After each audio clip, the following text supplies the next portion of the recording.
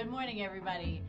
Nikki Burnett here, Taste Life Nutrition Radio and podcast streaming live on KUHSdenver.com, where we just have the best time, and sometimes things get a little bit wonky and rocky in the beginning, but that's the way that it goes. So today we have McCall LeBaron on, who is a specialist in nervous system regulation.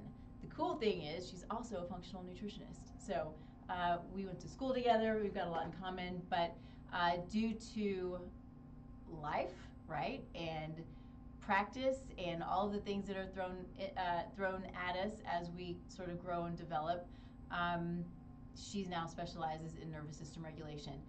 So, McCall, thank you for being here. Thank you so much for having me. Yeah, I'm so excited. I've been looking forward to this. You know, the cool thing, or what's fascinating is, to me, when we were in school, it was, you know, what are the basics? You know, what are the basic supplements? What are the basic symptoms? What is it that we can do to deal with these? And now it really is, you know, I go to conferences, I talk to you, I talk to other practitioners, and it's, the basics are now beyond what we learned are the basics, right? The basics, the foundation of health, you know, and in my world, you know, I mean, the foundation of health is our mitochondria. You know, if we have mitochondrial dysfunction, but there's a reason why. So we have to figure out why. So one of the biggest things that often is so overlooked is the nervous system. And so this is going to be such a good show and so fascinating because we're going to get some great tips, but an understanding of what the nervous system is, how and why it can be dysfunctional, and what that means when it comes to our health and to our healing and to longevity and to living well and living life and, you know, and just doing what we're put here to do, all of these things that are so important. So I'm going to stop there, or I'm just going to jump in. We always start the show with gratitude because gratitude can change the world. Gratitude can regulate the nervous system. So let's think about that. Yes, it can. So what are you grateful for? I'm so grateful for the journey, including the ups and downs, because I see the value in the downs and the struggles as such a time of growth, expansion, increased self-awareness, increased resilience and strength, and just getting to know that we really are bigger than I think we are sometimes. Yes. Through the challenges, we actually see how big we are. Well, it's true. We see how big we are, and we grow more. Yeah. Right. I mean, that's the key to. Is it good? Is that I mean, that's the key. I mean, that's what life is. You know. Unfortunately, it's not all, you know, roses and puppy dogs, which I wish it was, but especially the puppy dogs. But you know, it is the hard stuff. You know, I was actually talking with a client yesterday, and she was kind of sort of the similar stuff, but she's in the, you know, just in the meat of it right now, and she's just, or like right in the middle of the river and just trying to, you know, struggle and just, you know, trying to get across, and she's working so hard. And I was like, you know, I've been there.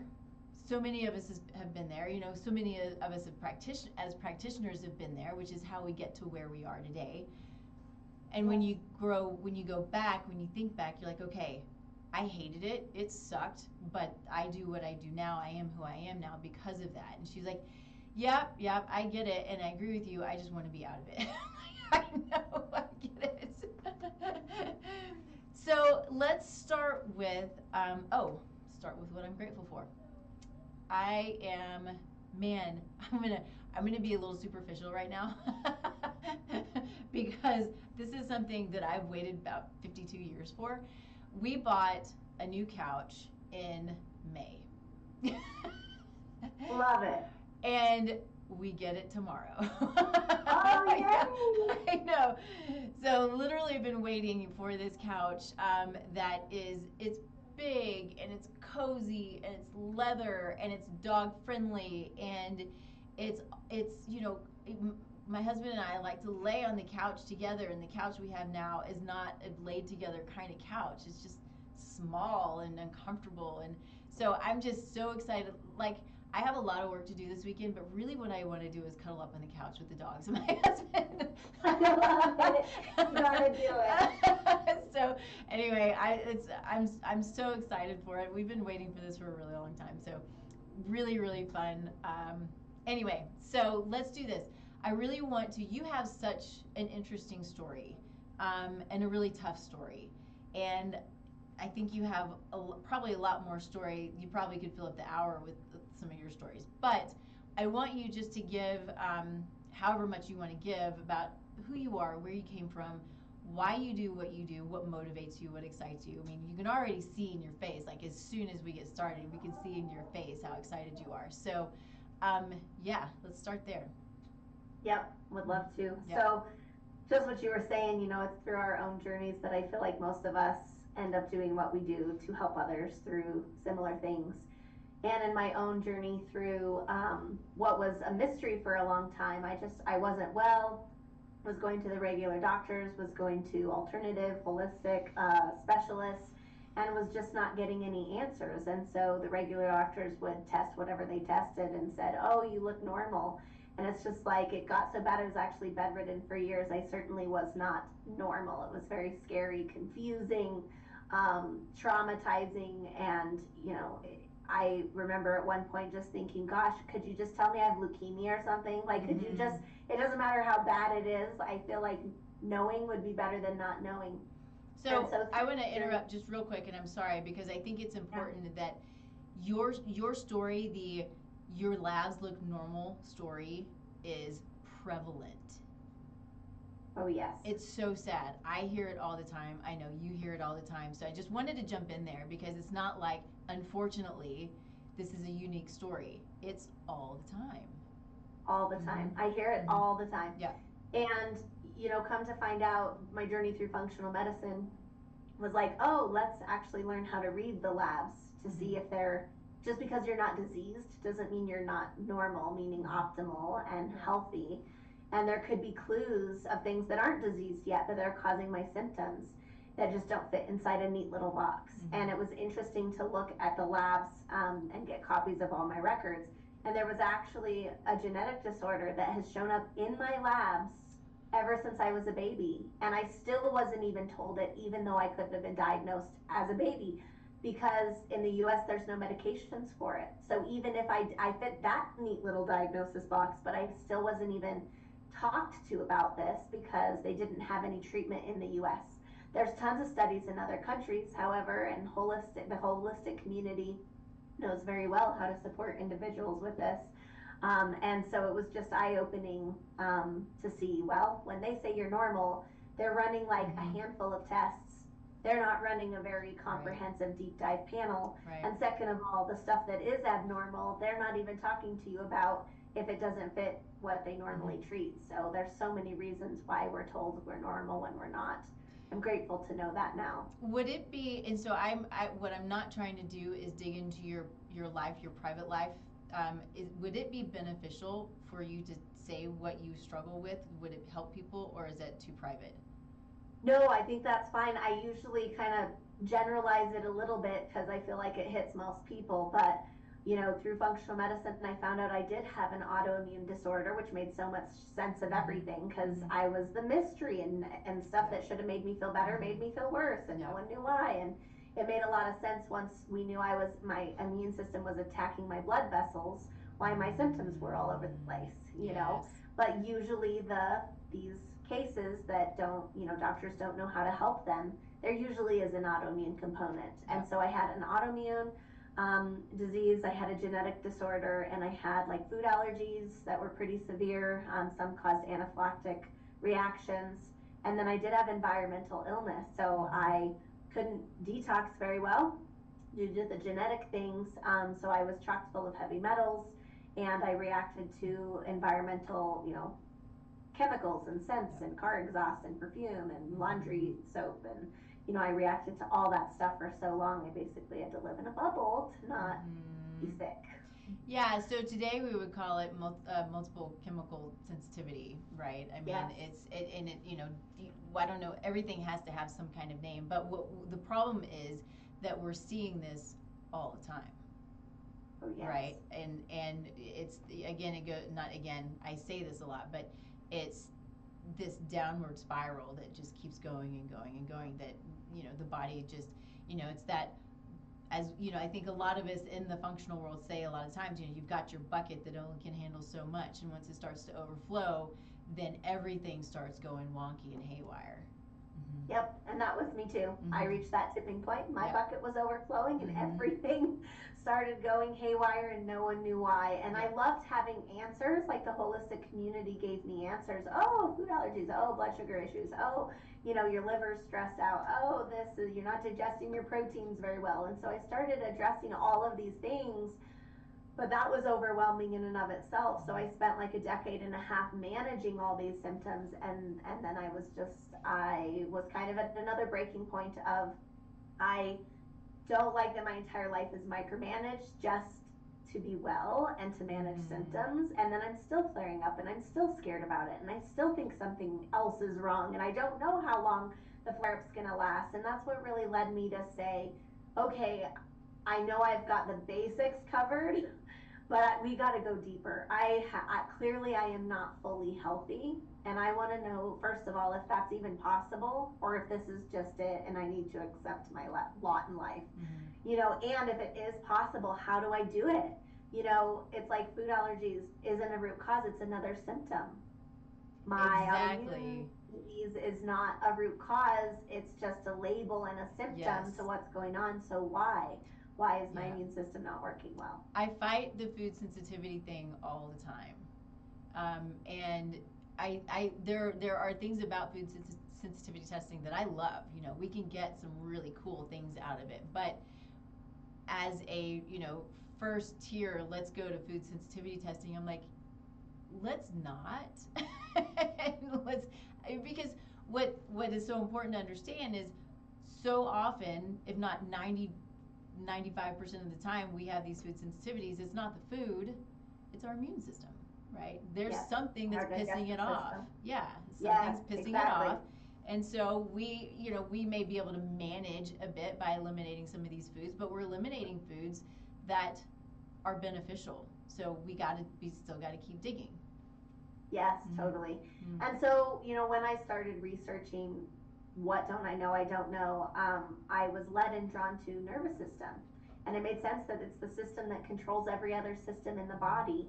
And what's amazing is, in starting to really reevaluate anatomy and physiology and textbooks, you and I both studied together. It talks about how the nervous system is monitoring everything and how it only creates a symptom if it detects an imbalance, which tells me that that's an intentional, by design process that I just don't understand how to understand what my body's saying, but that there's intentionality behind it. And so, knowing that our digestive system replaces itself every 30 days, that was like the timeout. Why are we doing all of these leaky gut protocols? Why are we finding that there's digestive problems in almost everyone? And most of the immune system is in the digestive system. So it didn't make sense to me why I was having to manage these things. It's like, if my cells are turning over that fast, I'm replacing 75% of my body in 6 months. Why am I not replacing it with healthy cells? And it really came back to a dysregulated nervous system, a nervous system that's in survival mode, that's in fight or flight, freeze or fawn, trauma, triggers, stress, these big words, that my body's compromised down to every single cell, down to the genes in the cell. Study of epigenetics means our genes aren't fixed.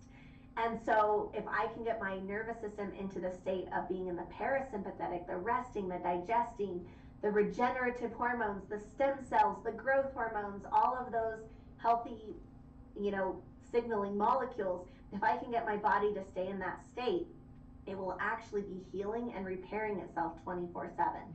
And all my cells will be set to optimal function, not survival mode. And so for me, it was like a 3-month journey, and I could eat those foods. And I've never looked back. I never reacted again, which shocked me because of all my training, right? It takes 4 to 6 months to eliminate antibodies. It's not possible before then.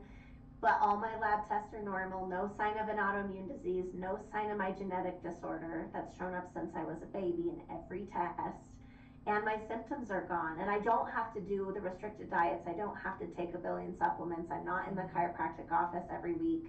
it's just a whole new lease on life. And so my nervous system really was the last thing that I ended up focusing on that was my key to full health. It is amazing. Well, and I think it's the last thing many of us think about, right? I mean, so you have probably how you started out and how I am is, you're the science nerd and I love the labs and I love the data and I love digging in and understanding, putting pieces of the puzzle together. I didn't go and learn how to tap, for example, right? I know it goes deeper than that, but the tapping and the mental and the emotional and, so many things that we weren't given those tools, didn't really even think about it. We know the gut and the brain's connected. That's taught to us all the time. You have to have, if your gut's on fire, your brain's on fire, right? I mean, and it's factual, but in every case I have to date now, it's what is your history with trauma? I mean, it's almost one of the first questions I ask now. What's your history with trauma? Have you had any major accidents? These things that sit with us, and like you said, it sits in our tissues. It can come down from generations, right? And what's amazing too, what I love about epigenetics is what are we passing on to the generations ahead? So the fact that you are putting yourself and I don't know if you're still having babies, I know you have babies, but you have put yourself into a position where likely have kind of erased some of these negative epigenetic components that could be passed on to our kids, our grandkids, our great-great-grandkids, right? Because that's where a lot of it comes from. I mean, there's a lot of people who have a lot of trauma in our past generations because there's a lot of crazy things happen, just like crazy things are happening today, which can be traumatic. Oh, yes. Yes.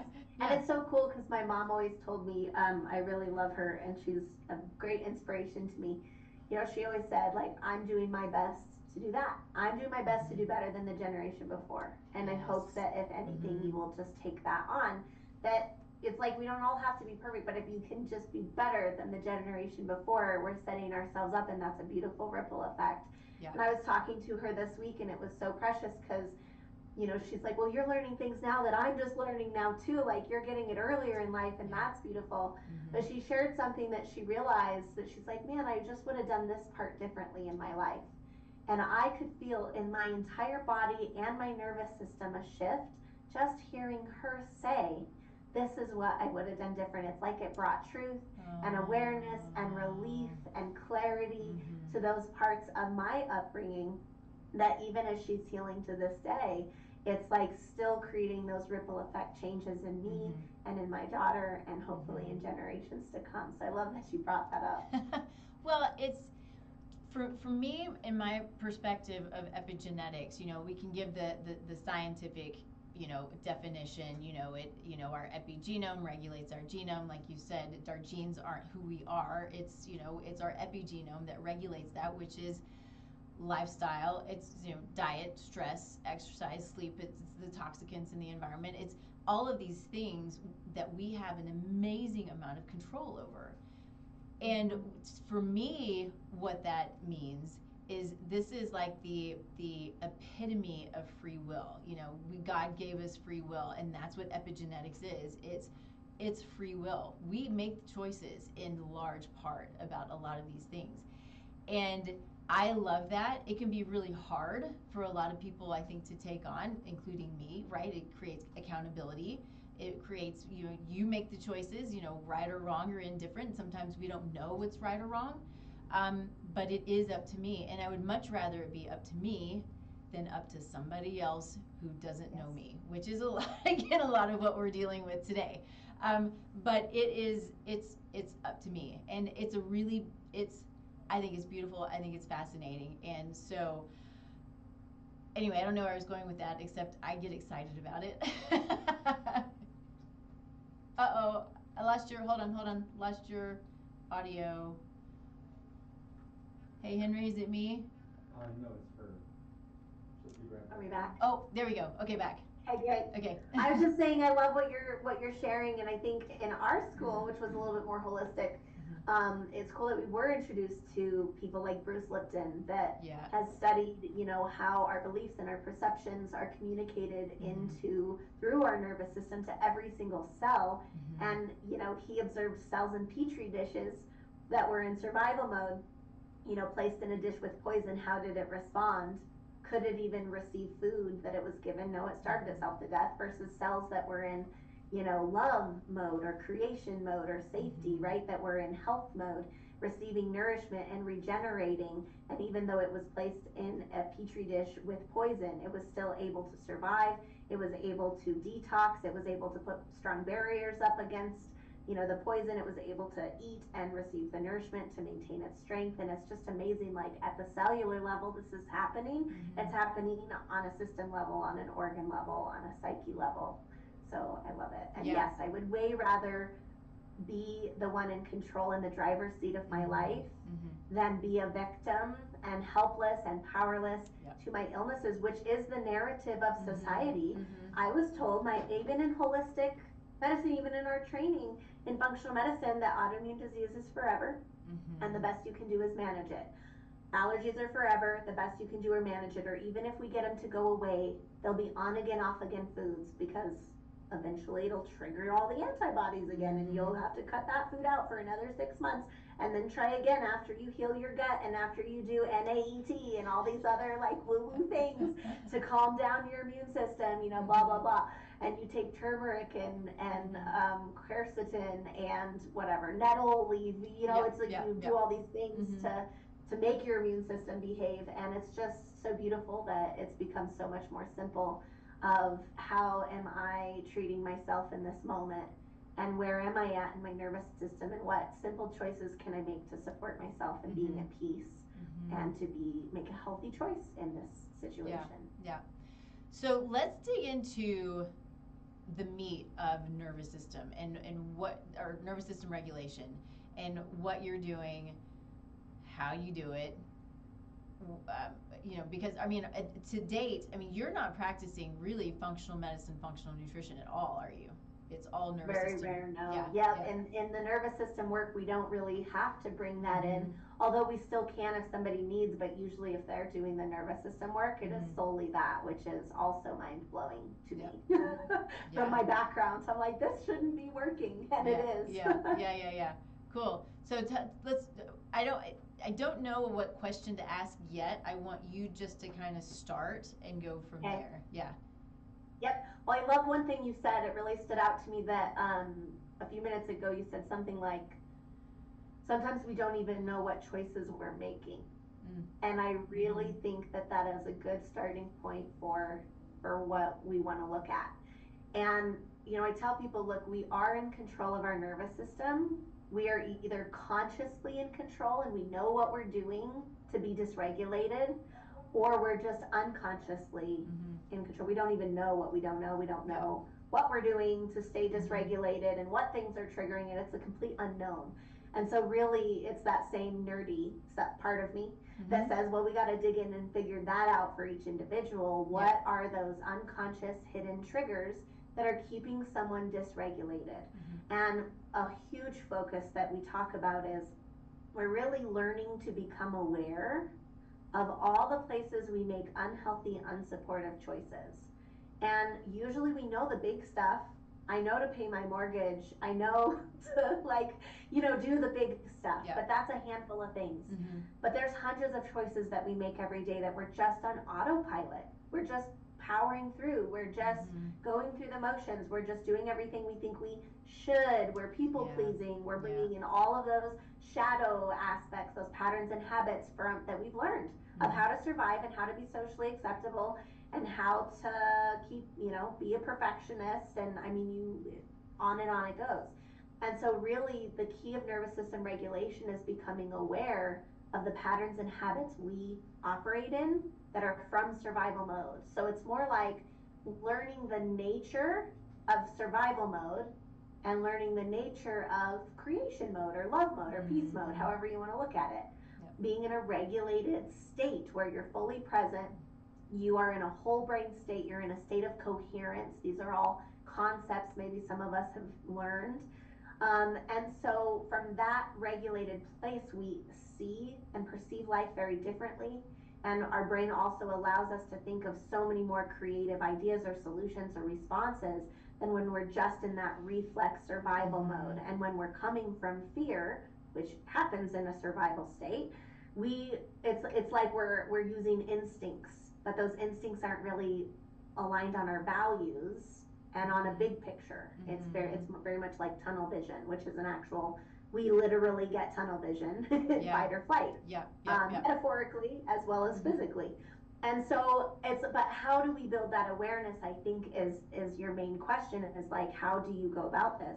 And so there are some ways where we can tap into seeing what is going on with the nervous system and where do we need to do work. And so one of them that I think most people, it shocks them. Some people are already aware of this in their own story, but I will share. So we know that, like we were talking about, your bucket fills up and it overflows. We literally use that example to say every change that we experience in life, a major life change, not a tiny change, a major life change where life is different, right? So these are milestones: birth, kindergarten, first grade teacher, moving houses, new sibling comes, sibling moves out, divorce happens, I get a promotion at a job, so my day-to-day tasks look totally different. I marry my perfect partner, but still these are changes. And even psychologists say just moving from one house to the next takes 60 days to psychologically process that. Interesting. So we are adapting in our nervous system constantly based on change. We're either adapting in healthy ways, hopefully if that's been modeled to us, but for many of us it was not, coming from generations in the past. Right. So we're adapting, healthy or unhealthy, we're still adapting, but we usually can hold our selves together. Well, at some point we've adapted. It's like pouring water into a bucket, adapting to the rising water levels. At some point there's a tipping point, there's an overflow point, and we can no longer cope and adapt. And there's a scientific term called allostatic overload. It just means that the nervous system goes on overload and we are now stuck in sympathetic dominance. We are stuck in a dysregulated state. So within 3 to 6 months from that overload point is when a new chronic illness or a new disease or a new ongoing symptom that is chronic begins. And so I was never taught this. In all my years, I was like, is it the heavy metals? Is it food allergies? Like, is it, it's childhood trauma? Well, I did not turn on my autoimmune disease in childhood. It turned on much later. So all the healing work I did and the tapping work and all of the stuff I did on childhood trauma did not resolve my autoimmune disease. So as soon as I learned this timeline of how the nervous system works, I had one major life change in my life, and it wasn't traumatic, so I never thought anything of it, but it was a life change.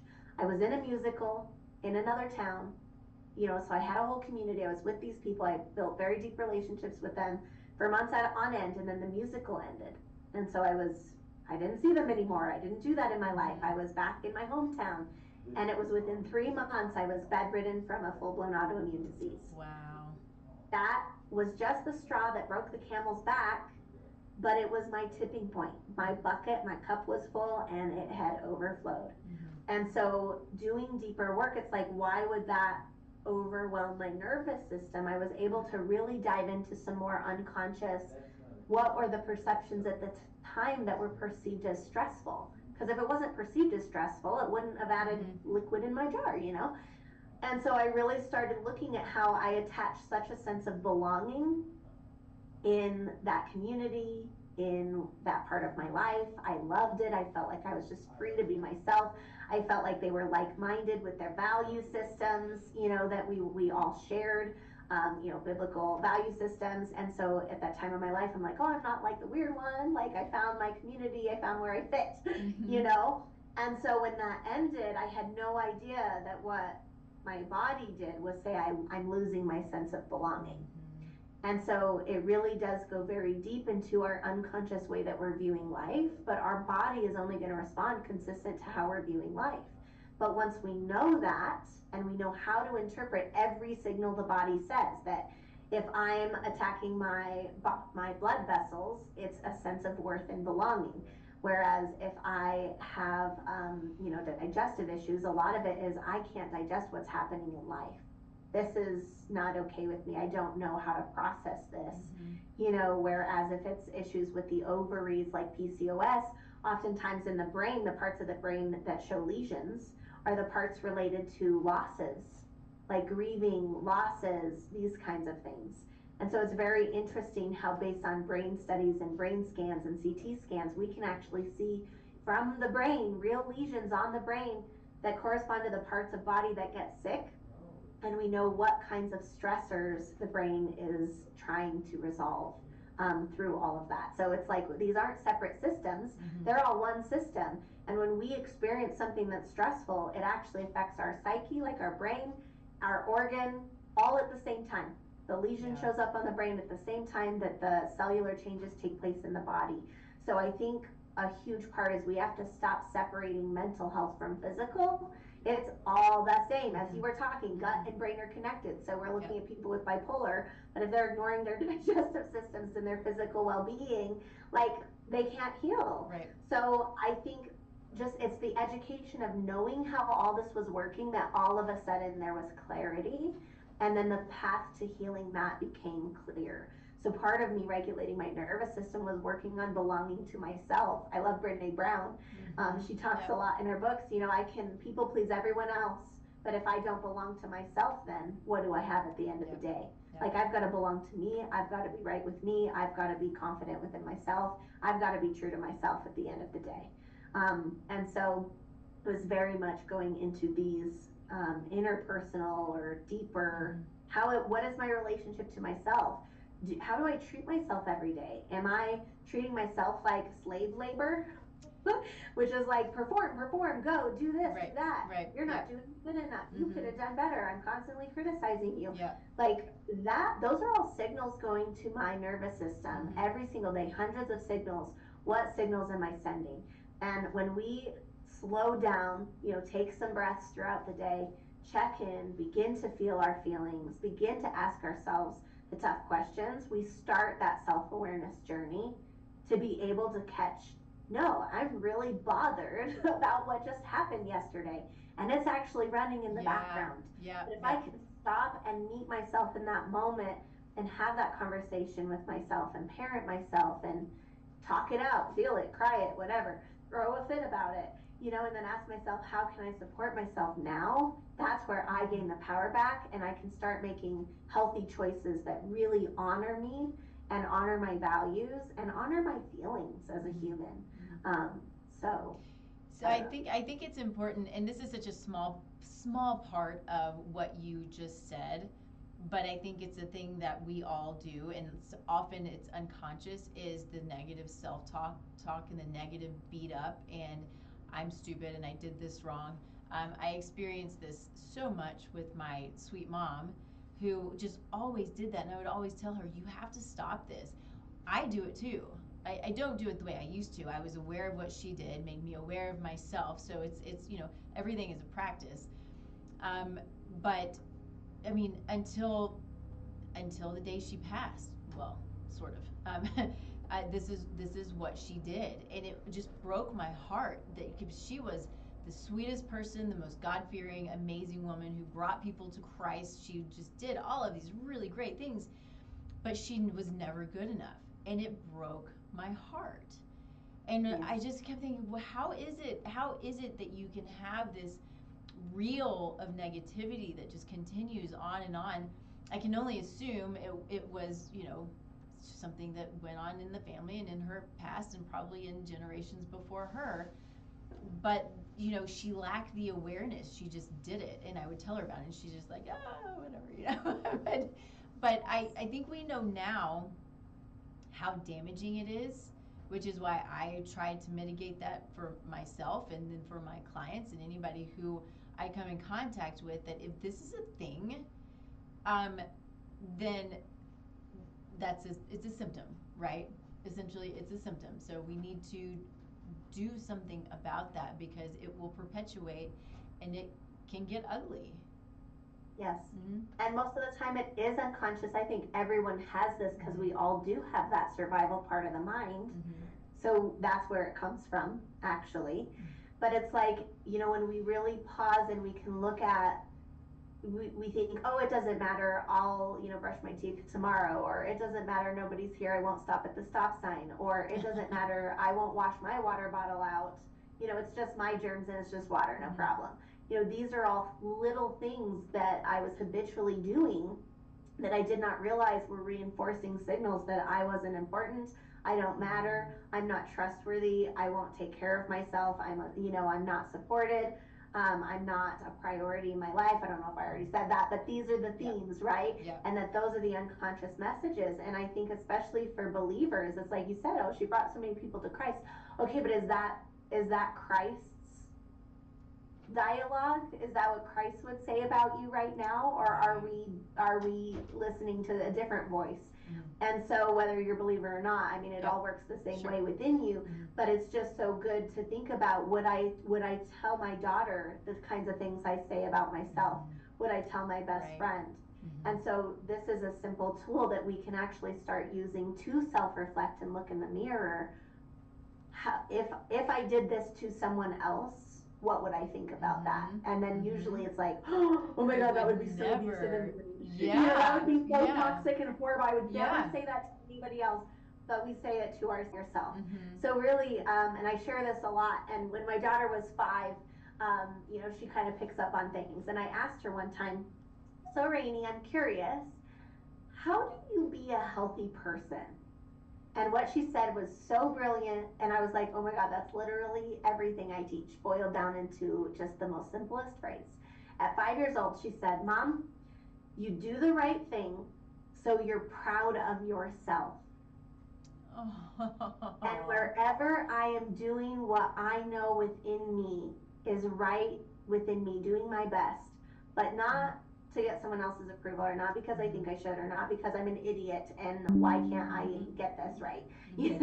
When I'm doing it to feel good within me, that I am right with me first, that builds resilience and peace, and it resolves stress within the nervous system. And I love to say, we can try to lie to ourselves, and we all do, but we can't lie to our nervous system. It knows everywhere you've not stopped at the stop sign. It knows all the pieces of mail that are piled up in the corner. It knows, that you haven't sat down just to do your budget. It knows that you overspent at whatever and hoped no one would notice it. Your nervous system's tracking everything. So going back to Anatomy and Physiology 101, the nervous system is monitoring all things. And if there's homeostasis, balance perceived, the nervous system is fine. There's no root. As soon as we do, though, I've experienced in my own journey, if a symptom's popping up, I can find the exact trigger. I can make those healthy choices based on my intuition and my discernment that I do have. We all have it, listening to my gut instincts. And when I make those decisions from there, or even just say that I will, commit that I will, my symptoms go away. So I used to be a chronic migraine sufferer. I can get it to go away within 1 to 2 minutes.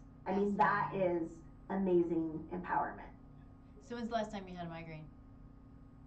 Oh, I can't remember. No? Yeah? That's amazing. I had a brain injury actually a couple years ago, and I did experience migraines after that. But as far as the chronic issue, I can't even remember. So good. I was going to say something and I can't remember what it was, because when you said that, I think thinking about the migraines, so it's such a prevalent issue, migraines, and so debilitating. I talked with someone the other day. She's getting daily migraines. You can't function, and I think that I'm sensitive to these because I had a headache for 2 years, right? This is part of my story, is having a headache for 2 years, where I tried to function, I tried to work, and your personality changes because it's just everything is just hurts. You can't see, you can't hear, right? Anyway, it's just it's horrible, and it just breaks my heart when I hear of people who struggle like that. And what is it, even for myself, I think, what was it, talking with you, what could it have been that triggered that, besides the biomechanics of my own body, right? There are things that I know are super wonky biomechanically, but what is it that triggered that point? And then you get past it, thankfully. But that, anyway, I'm sort of rambling, but there's just so much that we can do that we don't realize. And I think that leads me to what I was going to say, is one of the things that I tell people a lot is your body is always talking to you. And so we have to learn to listen, because we've forgotten how to listen. Generations ago, they knew how to listen, and they knew what it meant, and they would go do what they needed to do to manage and eliminate whatever it was. But these days, we have an issue. We have too much to do. We got to go take a pill. We have too much to do. We got to ignore it. We got too much to do. And this is when, we talk about, the spiral. Things just get out of control because we don't listen. We ignore. I fully believe, which is so interesting too. You said this a few minutes ago. We talk about dysfunction, and what I try to do today is kind of get away from that word, because I believe that the body is so beautifully and innately and God made, and so perfect and so miraculous in so many ways, that its ultimate goal is to keep us alive. That's what it's trying to do. So when we're getting symptoms, it's exactly what you said. It's the body saying, I need you to jump in now. It's time for you, and it's going to knock, and it's going to start banging really, really loud, and it's going to make you really uncomfortable. But, there's, just as you say, kind of taking it to a different level, is then it goes into that survival mode, and the brain goes into survival mode, and we have to be able to discern, is it the brain in survival mode, and is it real? Does that make sense? Do you know what I mean? Yes, yeah. It's because it's perceived environment. It's like, yes, thank you. People understand, okay, if you have PTSD, you can interpret something in a completely different non-reality way because it's triggering other things. Right. And so I love what you're talking about, because every chronic issue in the body is a survival program that's running. And it's like re-educating people to trust their bodies. There is no mistake in how our bodies works. It's not broken. It didn't mess up. Yeah. If there's a survival program that's triggered, our body will make cellular changes to help us through the stress. At that point, we usually don't have symptoms quite yet. It's when the body experiences a resolution, trying to adapt and integrate and come out of survival mode, and it's reversing those cellular changes. That's where we usually first start experiencing the symptoms, which are a healing process. Most symptoms are actually the body in a healing process. So when we jump to the I'm too busy, I need the pill, by definition, we interrupt the body's natural healing process and we throw it back into survival mode. And this is one of the ways that we literally perpetuate the illness, because the body never gets to get back to its original normal functioning. It's going from survival mode to trying to heal it, then we interrupt it. It's like, come on, give me a chance here. Yeah, yeah. So, well, I think, a real kind of real world example of that is a fever. What we know today is we get sick, we have a fever. Well, I feel like crap, I need to go take something so I can break my fever. We do this to our kids, we do this to ourselves. It's not fun to have a fever, but it's the way that the body works. It's the way that the body heals. It's the way the body manages whatever it is that it's trying to fight. And heat fights that. And so we break that. We're allowing whatever it is to actually take hold and create more of an issue. Yes, this is exactly it. And why can we apply it in one area, but then every other area we're like, oh, it doesn't apply. Just kidding. And I love it. It's like, if I live in the parasympathetic, there are no ongoing symptoms. All symptoms get resolved in that space. So to me, that was like, oh my God, that makes so much sense, because I always did feel better after a massage or on vacation or when I did my deep breathing or whatever, things that stimulated the parasympathetic. And I had somebody say, Well, then why don't you live there all the time? Like, that's the key, is living there all the time, not just using a tool to stimulate your nervous system for a few minutes. And I was just like, light bulb moment. It changed my whole life. That phrase, you have to learn to live in the parasympathetic, changed my whole life, because it really put into perspective, oh, yeah, if I was there all the time, yeah, like my body would be able to function optimally, and I wouldn't keep going in these stress cycles and flare-ups. And sure enough, I mean, I'm living proof it was true. Yeah, so fascinating. So let's talk about that. How do you get to live in the parasympathetic all the time? Yes, there's so many different ways. I've tried to describe it over the years. But I like we'll talk about a few, okay? We'll see my best to try to get it to be clear. Number one, we do talk a lot, learning the nature of things. I have to actually recognize what survival mode is and when I'm in it, and what I think and what I feel and what kinds of behaviors I do when I'm in that. I just found a video, popped up on my newsfeed this week, and it was showing this girl, and she's like cleaning the counter, super, super frazzled, super, super fast. And then you watch her go, slow down. And just in slowing down and being present and not cleaning so frantically, it's triggering a nervous system regulation response. So that's one area we teach the nature of it by really teaching people to feel in their bodies what it feels like to be slowed down. Take some deep breaths, do some cross lateral exercises, just be do your 5 senses, right? What do I hear, taste, smell, feel, see, and when we take all that in and get present, there is a feeling of being slowed down, right? Eckhart Tolle talks about the power of now, being in the now moment. Love him. So it's like, this alone will begin to show us everywhere we're sped up. This alone will begin to show us when we're making reactive decisions. Oh, I was sped up in that moment. That's why I forgot the important thing. Versus when we're slowed down, what kind of awarenesses do we get? We can use a whole brain state so we can see solutions. And oftentimes, just when clients will get into a slowed down state, they'll start problem solving on their own. So it's not just do this tool, do this modality, do this technique. We're not teaching you to fish. We're not giving you a fish. We're actually teaching you how to think like a master fisherman, so that you can use all the tools. You can discern what tools you need, and you know how to think about it. You're the master. And so this is an example. Another example is learning like what a self-defeating behavior looks like. Everywhere I think it doesn't matter, I tell myself I don't matter. So that's kind of what I was talking about, the stopping at the stop sign. I really wrestled with that one. Does it matter? I don't want to do it. Nobody's here. I'm on a back road. Doesn't it really matter? And I sat and I prayed. And I actually said, okay, I want to know if this really matters. Because either I need to stop pressuring myself about it, shoulding myself to death. Or I want to stop wrestling and step up and just do the right thing. And so as I started doing some unconscious work around that, I started realizing that why I didn't want to stop at the stop sign was that this is what I was telling myself. I don't care about your experience of life right now. Just get where you're going. Because I'm the only one in the car, right? So that's when it doesn't matter to me, is when it's just me. Well, if I was treating someone else, I don't care about your passenger.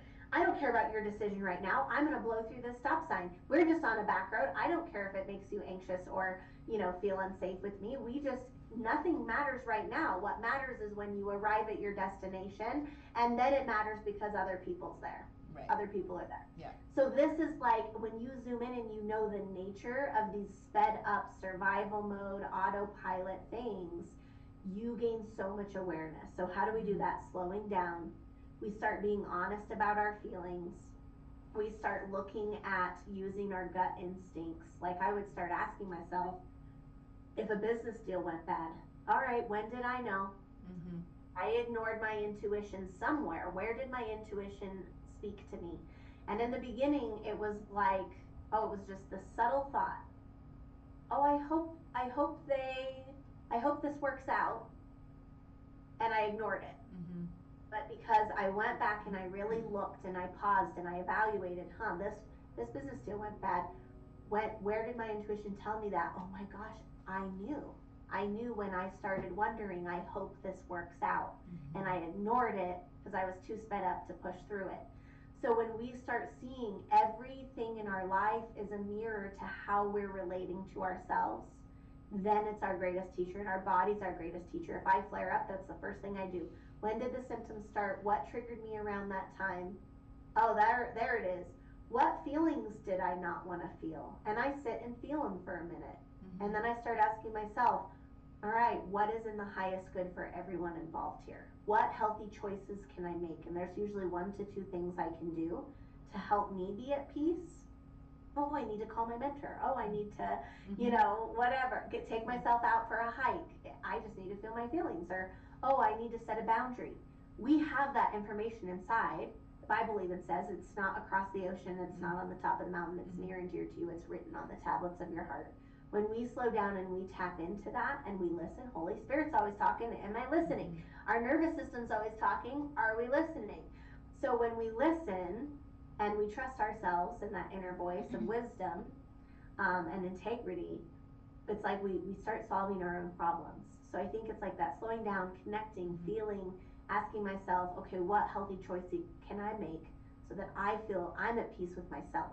I have to feel good in myself. And the beautiful thing is when you do, there's no inner conflict. Regardless of what's happening outside in my life, relationship, marriage, kids, school, blah, blah, blah, clients, taxes, due, all of this stuff, government, politics, no matter what's happening out there, if I don't have an inner conflict, my nervous system is regulated. And I can approach that outside stressor from a place of peace, from a place of wisdom and clarity. And that's really what this is about, is one little step at a time, just building that awareness. It's amazing because it sounds so simple. But it's not, right? I mean, it's a practice, it's a learning, it's an education. I tell people on a regular basis we've got to find our team, because I know that having self-awareness can be a really hard thing. And knowing, and sometimes we just can't do it on our own. And I'm quite sure you didn't do it on your own. You had guidance, yes. I did, because it was in my blind spot, so I can't see what I can't see. But when I have somebody that is farther ahead than me in the journey, and they can point out, because you have to be beyond it to see it. So as soon as you can see it and point that out and have that mirror to, it's really a 3 to 5 month journey. It doesn't matter if people have been sick for decades, it's a 3 to 5 month process. Their nervous systems regulate and that rapid cellular repair starts happening. So yes. Awesome. Well, it's hard to believe, but we are at our time. It's been so good and so good. And I hope that everybody will really take this to heart, and as well as share. This is something that is not shared enough. I talk about, the nerdy science stuff all the time. And of course, I'm like, oh, please share. But, there are things that we really need to take to heart and listen to and know, whether it's for ourselves, whether it's for the people who we love, people who we know, to, those who have been struggling for years and years and years. What is it that's not being done? I told you before we, went live that, I'm seeing people now who have been struggling for so long, and they're so frustrated, and they're so mad, and they're so complicated, and it's that downward spiral, and you can watch it. It's, you're doing their history, and you can just watch it, and it's heartbreaking. And so bringing that awareness, I think, is so key. But then they have to want to move forward with it too, right? You have to want to do the work, because it's always going to be work. It's going to be work with, your health. It's going to be work with your daily life. It's work to do your Bible study. It's work to or practice, right? To do all of these things that we need to do, and calming our nervous system is one of those things. Beyond that, then, we come to a place where we're all sitting today, and just like what you said, is if we're inwardly, if we are calm, then everything else around us may not be, because things are not calm right now. And there are a lot of people who are in an amazing amount of fear and frustration or anger, right, in this place. going back to finding that space of gratitude and calm, because this is not the place that we need to be. We have enough going on. We should all be, I think, maybe this is a little woo woo, but coming together and putting out the gratitude and being grateful for what we have, and being grateful for each other, even if we don't all agree on these things. What if we all did that and we're like, oh, the world is calm again? Yes, I know. I know. Seems so simple. Yes, that's heaven on earth right there. I know. One day, right? Yes, yes. And your body will tell you too. It's not like suppressing your feelings and this toxic positivity, but there is that true lasting inner peace. And your body will let you know if you're suppressing a yucky emotion. Your body will yell at you. It yells at me, and so then I'm like, oh, thank you, thank you. Yep. I got it, and I am responding in a healthy way now. Well, and that's great though. You get a symptom and you say thank you. I mean, that's a really freaking big deal, and amazing the way that you put it, because you're thanking your body for telling you what it needs, because that's what it's doing. Yes. And now, I mean, it doesn't have to talk to me. I maybe flare up twice a year. Yeah. So that's just a beautiful thing. It's a great relationship. I'm listening before it has to yell.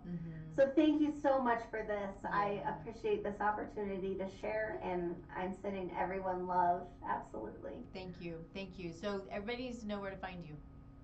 Okay. You can find us online, chronicillnesssolution.com. And there's also a place to schedule a free consult, get some education, deep dive on the nervous system, and experience some nervous system regulation with us for free. So I'm always happy to offer that to our listeners as well. It's probably the best place. We also have a Facebook community called Wholehearted Healing, the Chronic Illness Solution. So you can join our Facebook group as well. Very good. Check her out. She's doing great work. This is a really, really important piece to getting healthy and to staying well. So we all have these really